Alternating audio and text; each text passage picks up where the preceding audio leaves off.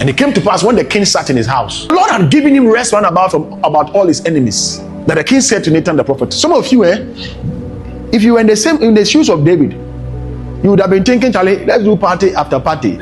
Some of you would have added 2 or 3 side chicks. But look at David. When God had given David rest round about, he said that he called the prophet. See now, I dwell in a house of cedar.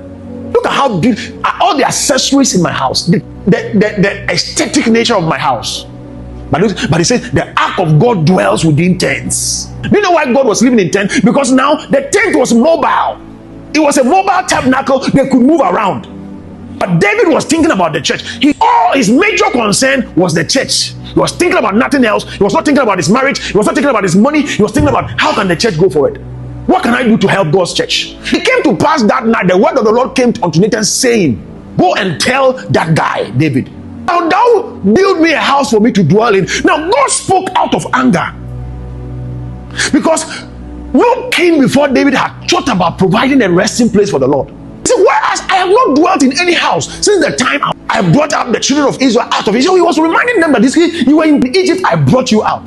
The same God that created the garden, so that the Bible said in the cool of the day he would walk just to relate to his people. So God needs a place where he can relate to his people, and that is a church. Now go and tell that guy, go and tell David, I'll build him a house. The fact that you have talked about my house, I'll build you a house first, and he shall build a house with my name, and I will establish the throne of his kingdom forever. Now it was not Solomon, because Solomon's throne was not established forever. It was Christ. He referenced Christ by virtue of the fact that he only thought about building a house of God. It was not that he had built, the fact that he thought about it. Now you see, many of us say that David is a man after God's own heart. It was not because he was a worshiper. It was because David was the only one who searched the heart of God to the point that he was able to decode the one thing that was on the heart of God, that God needed to dwell not in tent, but to have a place to dwell.